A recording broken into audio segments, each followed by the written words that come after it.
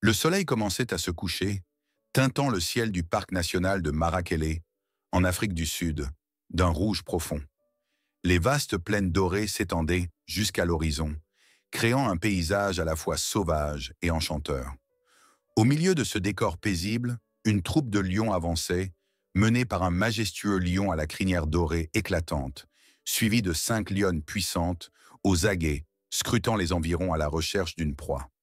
Leur corps élancé et musclé se déplaçait avec grâce à travers les hautes herbes, tandis que les derniers rayons du soleil enveloppaient leur pelage d'une lumière chaude et dorée.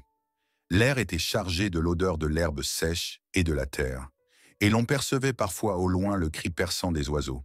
Le parc national de Marakele était réputé pour sa biodiversité impressionnante, mais il était aussi une cible pour les braconniers, qui posèrent des pièges redoutables pour chasser les rhinocéros.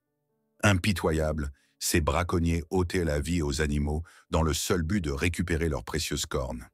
Pour la faune du parc, chaque pas représentait un danger. Alors que la troupe de lions avançait tranquillement à travers la forêt, le chef du groupe capta soudain une odeur inconnue. Il redressa sa massive tête, renifla l'air et sentit une présence menaçante. Son instinct l'alerta, mais il était déjà trop tard. À peine avait-il fait quelques pas qu'un piège d'acier se referma violemment sur sa patte, l'enserrant avec une force implacable.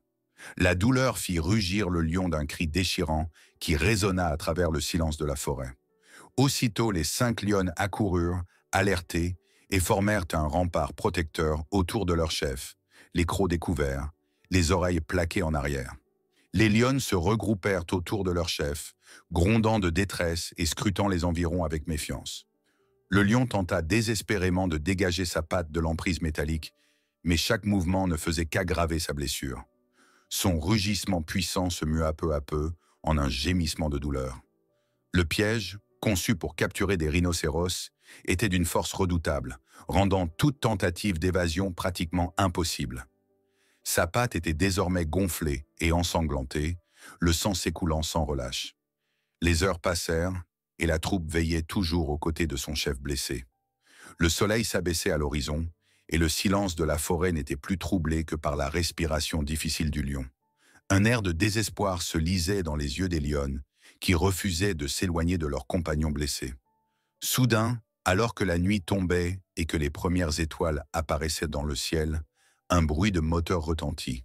Cabello, un défenseur passionné de la nature, rentrait chez lui tout en scrutant les environs à la recherche de signes suspects. Le gémissement du lion le fit s'arrêter net. Il descendit de son véhicule et se figea en découvrant la scène bouleversante. Son cœur s'emballa et un frisson glacé lui parcourut l'échine. Il comprit immédiatement qu'il s'agissait d'un piège posé par des braconniers. Cabello savait qu'il devait agir vite. Si les braconniers revenaient, il n'hésiterait pas à tuer l'animal blessé. Conscient du danger, il décida néanmoins d'intervenir. Lentement, il s'approcha, les mains levées, murmurant des paroles apaisantes aux lionnes, qui le fixaient en grondant, prêtes à défendre leur chef. Contre toute attente, le lion blessé sembla comprendre que Cabello n'était pas une menace et resta étrangement calme. Avec des gestes mesurés, Cabello posa son fusil hypodermique et examina le piège. Ses mains tremblaient alors qu'il touchait le métal froid. Le lion laissa échapper un grondement faible, mais Cabello demeura patient et précautionneux. Il ressentait la tension des lionnes, dont les yeux perçants suivaient chacun de ses mouvements. Après plusieurs tentatives laborieuses, il parvint enfin à libérer la patte du lion. Un rugissement déchira l'air lorsque le mécanisme se desserra, mais le soulagement était palpable. Sans perdre un instant, Cabello se précipita vers son véhicule, en sortit une trousse de secours et désinfecta la plaie avant de bander soigneusement la patte meurtrie. Les lionnes observaient la scène, sur le qui-vive, mais elles n'attaquèrent pas. Cabello injecta un stimulant léger au lion pour favoriser la guérison. L'animal réagit à peine lorsque l'aiguille perça sa peau. Alors qu'il terminait ses soins, une étrange sérénité sembla s'installer, comme si la troupe comprenait que cet homme venait de sauver leur chef. Soulagé, Cabello rangea son matériel et recula prudemment. Il observe longuement la troupe de lions, regroupée autour du mâle blessé, veillant sur lui avec une loyauté indéfectible. Tandis que la nuit enveloppait la forêt de Marakele, Cabello s'installa au volant de son véhicule et repassa les événements dans son esprit. Une chaleur douce l'envahit. Il n'avait pas seulement sauvé une vie, mais il avait aussi ressenti un lien unique avec les animaux. Lentement, il démarra le moteur et s'éloigna, tandis que les yeux brillants de la troupe de lions le suivèrent du regard. Le lendemain matin, Cabello se réveilla tôt et se prépara pour une nouvelle patrouille dans le parc national. Les souvenirs de l'opération de sauvetage dramatique de la veille ne cessaient de lui revenir en tête. Alors qu'il chargeait son 4x4, un pressentiment l'envahit. Et si les braconniers étaient revenus pendant la nuit? Le lion avait-il survécu? Inquiet mais déterminé, Cabello se mit en route vers le lieu de l'incident. Les premiers rayons du soleil baignaient le parc d'une lumière dorée, faisant scintiller les gouttes de rosée sur les hautes herbes. Le paysage semblait paisible et intact, mais Cabello savait que les apparences pouvaient être trompeuses. Les animaux étaient constamment menacés, et la crainte du retour des braconniers crispait ses mains sur le volant. Lorsqu'il arriva à l'endroit où il avait libéré le lion, il retint son souffle. À son grand soulagement, il n'y avait aucune trace de braconnier, et le piège avait disparu, soigneusement rangé à l'arrière de son véhicule pour servir de preuve. Cabello descendit et scruta les environs à la recherche d'indices. Il repéra les empreintes des lionnes sur le sol humide, ainsi que celles du lion blessé. Tout indiquait que la troupe avait passé la nuit sur place avant de reprendre sa route vers la forêt.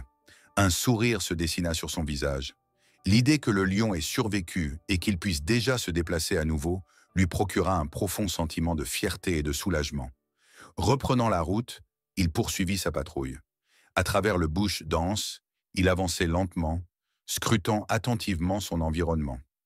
Il s'arrêtait régulièrement pour examiner des sentiers empruntés par la faune et inspecter les zones qu'il savait particulièrement vulnérables. Il aperçut des traces de rhinocéros, témoignant de leur passage paisible à travers la savane.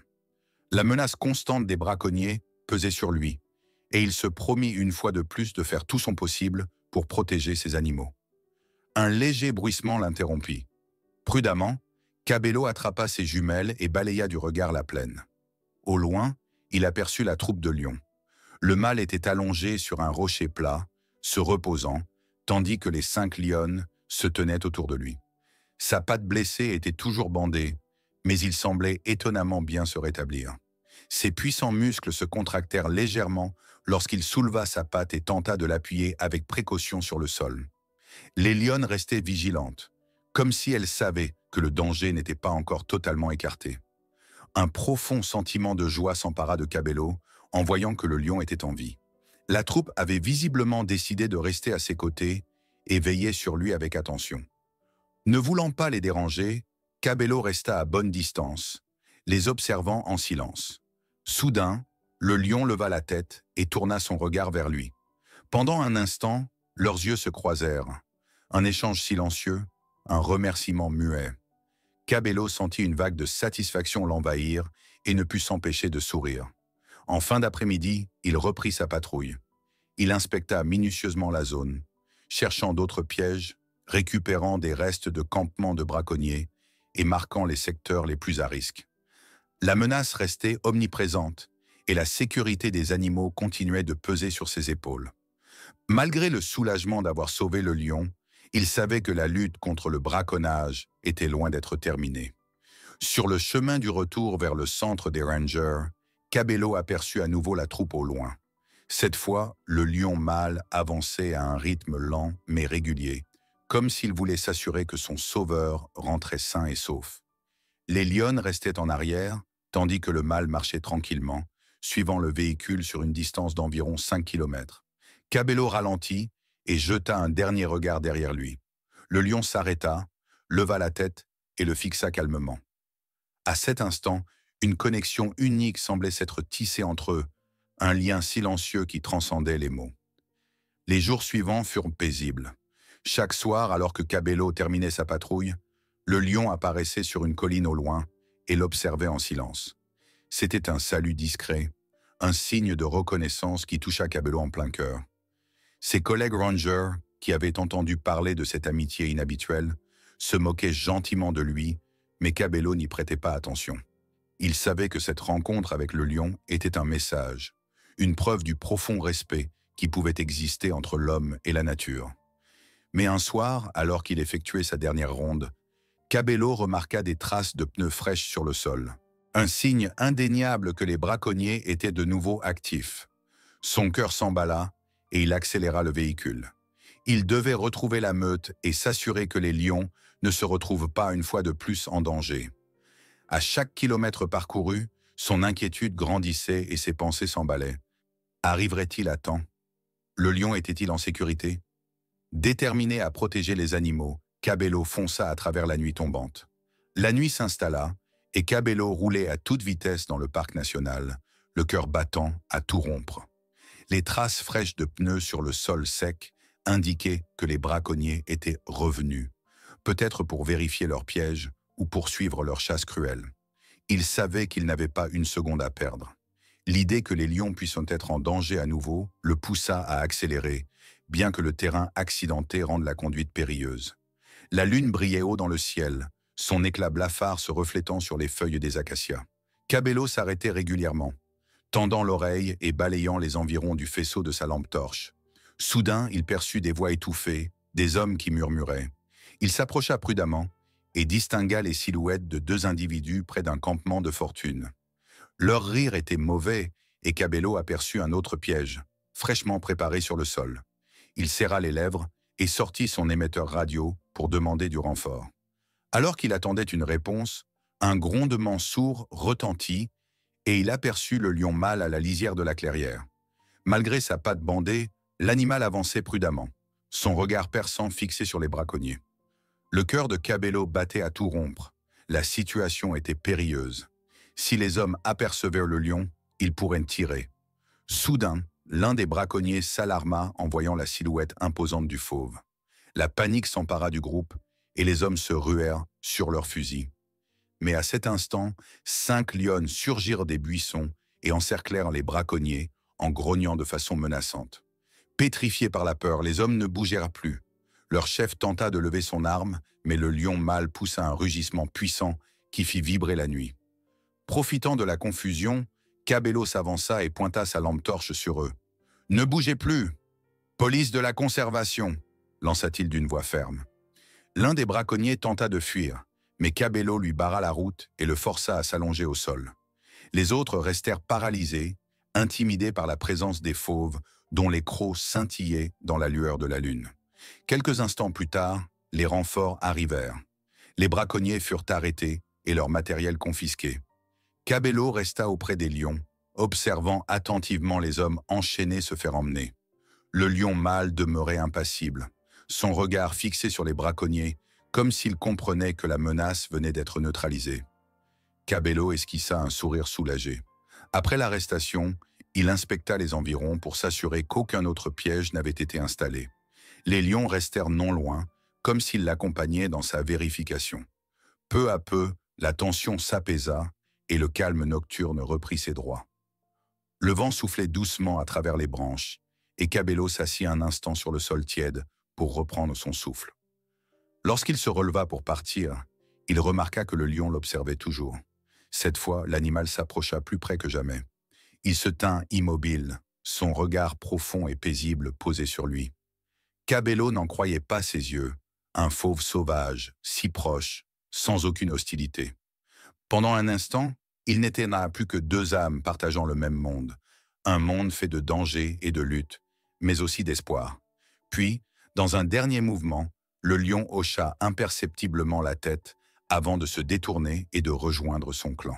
Cabello le suivit du regard, envahi par une gratitude silencieuse et une sérénité étrange. Il savait qu'il n'avait pas seulement sauvé la vie du fauve. Il avait aussi tissé un lien qui lui offrait une compréhension nouvelle du monde sauvage.